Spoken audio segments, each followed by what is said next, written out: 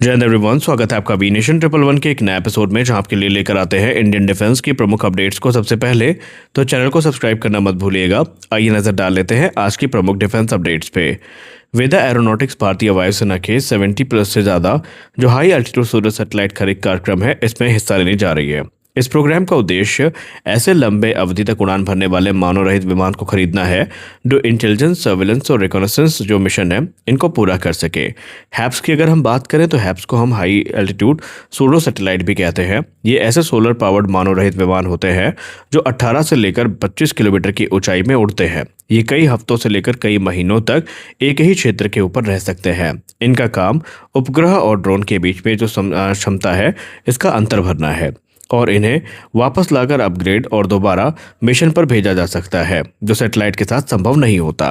अगर हम इस प्रतिस्पर्धा की बात करें तो इंडियन एयरफोर्स के इस प्रोग्राम में वेदा एरोनॉटिक्स, CSIR, NAL और new space research and technologies compete कर रही हैं और इनमें से ही किसी को यह रिवॉर्ड दिया जाएगा।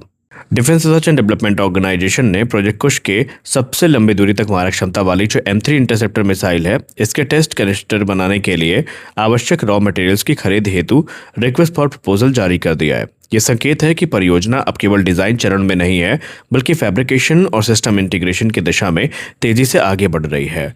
प्रोजेक्ट कुश, जिसको हम इरेट्स के नाम से भी जानते हैं, यह भारत का स्वदेशी long range air defence system है। इसे भारतीय वायुसेना और भविष्य में भारतीय नौसेना के लिए विकसित किया जा रहा है। इसमें 3 प्रकार के इंटरसेप्टर मिसाइल होंगी: M1 इंटरसेप्टर, M2 इंटरसेप्टर और M3 इंटरसेप्टर। M3 इंटरसेप्टर की बात करें तो इसकी अनुमानित मारक क्षमता 350 से 400 किलोमीटर तक होगी। ये विमान क्रूज मिसाइल, ड्रोन और कुछ प्रकार की जो बैलिस्टिक मिसाइलें हैं इन्हें भी इंटरसेप्ट करने में सक्षम होगी। ये भारत के एयर डिफेंस की सबसे बाहरी सुरक्षा परत बनेगा। अब ये टेस्ट कैनिस्टर इतने महत्वपूर्ण क्यों हैं? देखिए, RFP केवल कैनिस्टर के कच्चे माल के लिए है, लेकिन इसका महत्व बहुत बड़ा है, क्योंकि मिसाइल कैनिस्टर सिर्फ स्टोरेज बॉक्स नहीं होते। यही मिसाइल का स्टोर, ट्रांसपोर्ट और लॉन्च करने का माध्यम होते हैं। इसे उच्च तापमान, दबाव, कंपन और मौसम की कठिन परिस्थितियों को सहने के लिए बनाया जाता है। DRDO की defence research and development laboratory, जिसको हम DRDL के नाम से जानते हैं, ये हैदराबाद में एक अत्याधुनिक blow down type trisonic wind tunnel स्थापित करने की योजना बना रही है। ये सुविधा भारत के स्वदेशी मिसाइलें, लड़ाकू विमान और अंतरिक्ष कार्यक्रमों के विकास में एक बड़ी भूमिका निभाएगी। ये विंड टनल मैक 0.2 से मैक 4.5 तक का एयर फ्लो उत्पन्न कर सकेगी। इसमें 1.6 इंटू 1.6 मीटर का बड़ा टेस्ट सेक्शन होगा, जिससे बड़े आकार के एयरक्राफ्ट और मिसाइल मॉडल का परीक्षण संभव होगा। एक ही सुविधा में सबसोनिक, ट्रांससोनिक और सुपरसोनिक तीनों स्पीड में परीक्षण किए जा सकेंगे।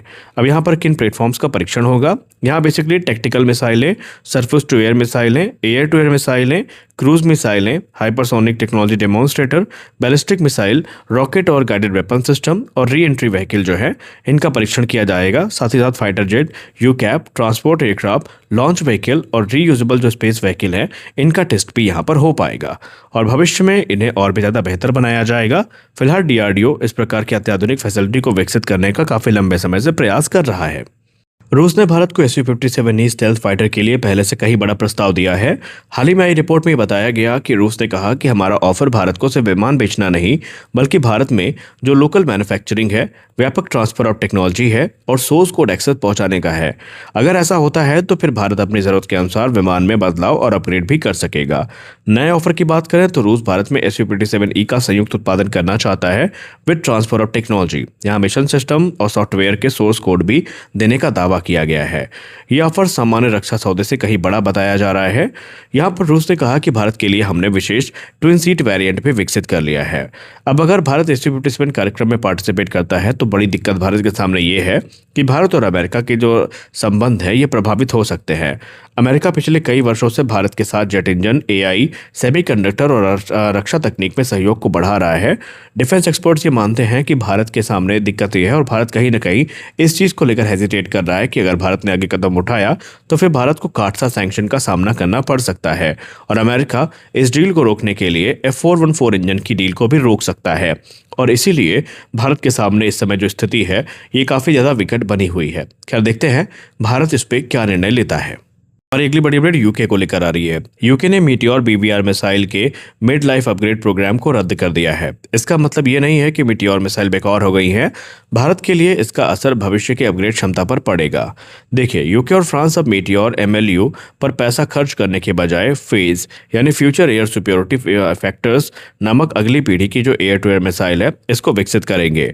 अब भारतीय वायुसेना की राफेल फ्लीट की बात करें तो वो आज भी मीटियोर मिसाइल का उपयोग करती है, जो दुनिया की घातक बीबीआर मिसाइल्स में से एक मानी जाती है। मीटियोर मिसाइल 2040 के दशक तक सेवा में बनी रहेंगी और भारत इसका सबसे बड़ा ऑपरेटर बनने की राह में है।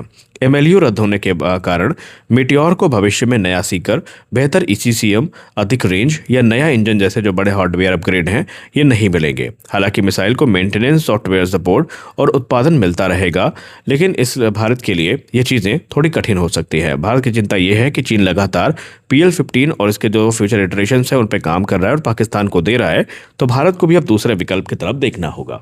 इस वीडियो में बस इतना ही। मिलता है अगले वीडियो में, तब तक के लिए जय हिंद।